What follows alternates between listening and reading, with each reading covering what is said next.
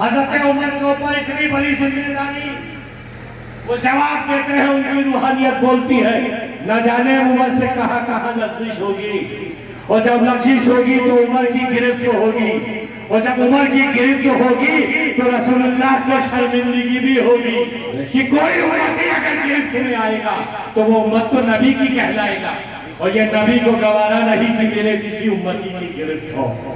तो उमर ने कहा कि मैं सवाब इसलिए इकट्ठा कर रहा हूं, मुझे मालूम है मैं जन्नती हूँ, लेकिन जितना ज्यादा सवाब होगा उतना ही अच्छा मैं जन्नती होऊंगा। मतलब ये है कि जन्नत तो मिलेगी लेकिन होगा कहाँ?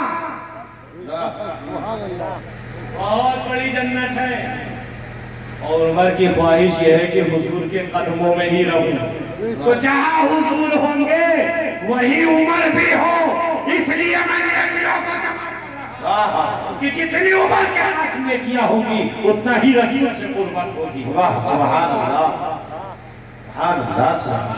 जमा किया जाता है, इसीलिए गौसे आज़म ने 1 साल पानी पर गुजार दिया, 1 साल पत्ते पर गुजार दिया, 1 साल सिर्फ हवा पे गुजार दिया,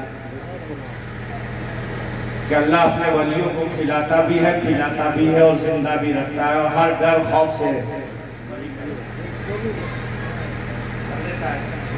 तो हमारे गौसे आज़म सूरत में भी नबी से वाबस्तगी और सीरत में भी नबी से वाबस्तगी, हुजूर में भी बहुत फाके किए हैं। हुजूर की औलाद अगर फाकी नगर ना करे तो कैसी औलाद?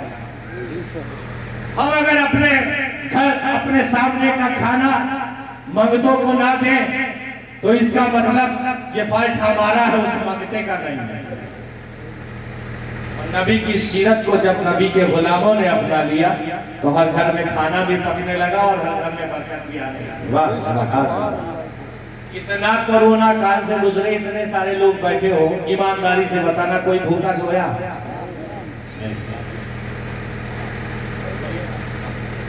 झूठ मत बोलना, गौसे पाक की महफिल में हो, कोई एक खड़ा होकर कहे कि मैं भूखा सोया, नहीं सोएगा। कहीं ना कहीं से इंतजाम हुआ, किसने किया? तो अगर हमारे अमाल अच्छे होंगे तो खजाने तो हमारे घर में ही रखे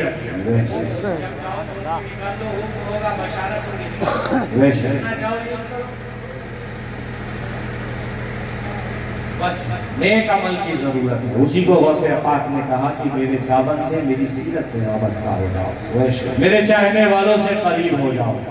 तो हजरत उमर का ये बताता है कि नबी से किस तरह की मोहब्बत थी, क्योंकि हजरत अब्बास जो थे वो नबी से निस्बत रखते थे, नबी सल्लल्लाहु अलैहि वसल्लम से खूनी रिश्ता था।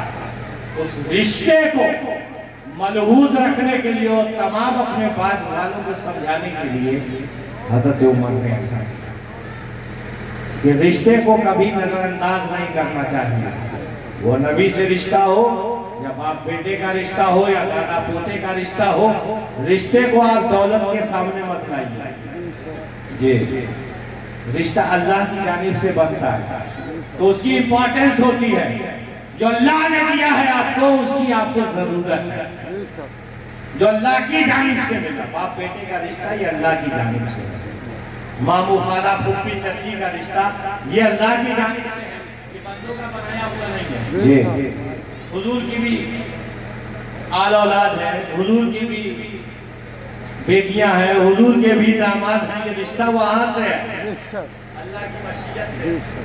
तो इसलिए इन रिश्तों की कदर कीजिए, और खास तौर से ऐसे टाइम पर कि जब उम्मत मुसीबत से गुजर, हर गुनाह को भुला दीजिए, हर दुख को भुला दीजिए, आपस में एक अच्छा माहौल पैदा कीजिए, पड़ोसी का ख्याल रखिए।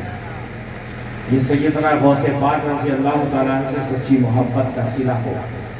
अगर आप हुजूर सैयदना गौसे पाक से मोहब्बत करते हैं, उनकी आल औलाद से सिलसिले से मोहब्बत करते हैं, तो जरूरी है कि आपका पड़ोसी आपकी नॉलेज में अगर भूखा है तो उसको खाना मिलना चाहिए। सुभान अल्लाह, जरूरी है आपके लिए। वो कैसे भी आप पहुंचाए, वो कितना ही बड़ा दुश्मन क्यों ना हो। हत्ता कि हुजूर ने फरमाया कि अगर तुम्हारा पड़ोसी काफिर भी है और अगर वो भूखा सो गया तो उसका हिसाब होगा। पड़ोसी का इतना बड़ा मर्तबा है कि काफिर भी अगर तुम्हारा कोई पड़ोसी हो भूखा सो रहा है तो उसका हिसाब होगा। तो इसलिए उसको भी खाना खिलाना ये हमारा ही फर्ज है।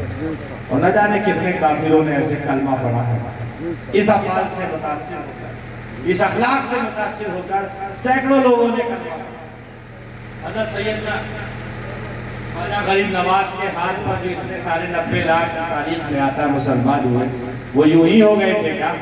कौन सी दौलत लेकर आए थे? अखलाक की बुनियाद पर, अमल की बुनियाद पर, सीरत की बुनियाद पर और सूरत की बुनियाद। तो इसलिए अपनी सूरतों को भी अच्छा बनाओ, सूरों को वहशियाना मत बनाओ, सूरत को खूबसूरत बनाओ। मैंने सुना है, अपनी आंखों से सुना है कि अगर इमाम साहब 3-4 बार आईना देख ले तो इमाम बदल दिया जाता है। ऐसा कमाल की बात है। अरे इमाम के दिल नहीं है क्या? हमारे दिल नहीं है, हम इंसान नहीं है क्या? हमारे बीवी बच्चे नहीं है क्या? ये कौन सी बात है? इमाम है तो आईना नहीं देखेगा, कंघी नहीं करेगा, तेल नहीं लगाएगा, कैसे रहेगा भाई? वो सब कुछ करेगा शरीयत के दायरे में रहेगा। अब आप इमाम के आईने को भी देख रहे हो, साबुन नहीं यूज कर सकता, वो क्रीम नहीं लगा सकता, क्यों नहीं लगाएगा भाई? क्रीम लगाना हराम है। जहां किस चीज की जरूरत है वो इस्तेमाल करेगा। आप इन बातों पर कतई मत जाइए। अपने चेहरों को सजाइए, रौनक वाला बनाइए, दाढ़ी को सजाइए, वैशियाना दाढ़ी मत बढ़ा लिए साथ आप दाढ़ी का हुक्म उसको सेट करते रहिए। चेहरे को खूबसूरत, मर्द हो या औरत, उसको जब कोई देखे तो कहे हाँ ये मुसलमान है, नबी का उम्मती है, वो आपकी तरफ खिंचता चला है, उसके अंदर ऐसी कशिश पैदा हो जाए कि वो ला इलाहा इल्लल्लाह मुहम्मद रसूलुल्लाह। सुभान। गौसे आजम के लिबास की अगर बात करूं तो आज के दौर में बादशाह भी ऐसा लिबास नहीं पहनेगा। उस दौर में 10 लाख का लिबास पहनते, उस दौर में 10 लाख का लिबास पहन के बोलते थे। सुभान। तो इसकी क्या बात है? और इतने बड़े वली और आप कहते हैं आईना ना देखो। आईना देखने से ईमान चला जाएगा क्या? अगर इमाम साहब मस्जिद से बाहर निकल के रोड पे खड़े हो गए तो इमाम बदल दिया जाएगा। क्यों? ये नहीं यहाँ खड़े होने की जरूरत क्या है? कोई बात नहीं। अरे वो नहीं खड़े हो, आप खड़े हो तो जाइज है, इमाम खड़ा होकर नाजायज है। इतनी अच्छी नमाज पढ़ने वाले हो तो 5 वक्त पढ़ के दिखाओ, तहज्जुद पढ़ो, फिर टोको इमाम को तो अच्छा भी लगेगा कि हाँ भाई तहज्जुद गुजार कुछ बता रहा है।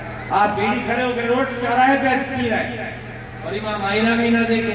मैं इसलिए तस्करा कर रहा हूँ कि कौम की ये सोच बन चुकी है,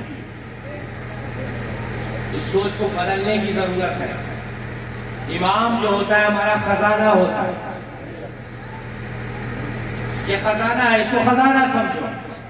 आप इसको रेस्पेक्ट करोगे, ये सारी अपनी गलत आदतों को छोड़ देगा। अव्वल तो उसके अंदर सारी बातें अच्छी होती हैं, जब अच्छा सोचोगे तो अच्छा ही होगा।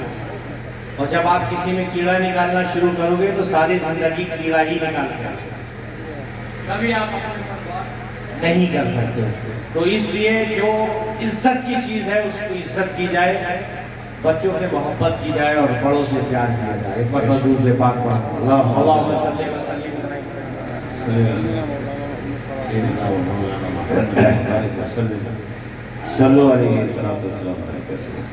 एक हदीस मुझे याद आती है कि हुजूर सल्लल्लाहु ताला अलैहि वसल्लम अपने सहाबा के साथ रास्ते से जा रहे थे तो खजूर का एक दरख्त था, हुजूर साफा बांधे हुए, वो खजूर की एक टहनी रास्ते पर ऐसे छुपी हुई थी और हुजूर ऐसे गए, वो टहनी छुपी हुई थी, वो साफे में मिला। सरकार 2 कदम पीछे आए, साफे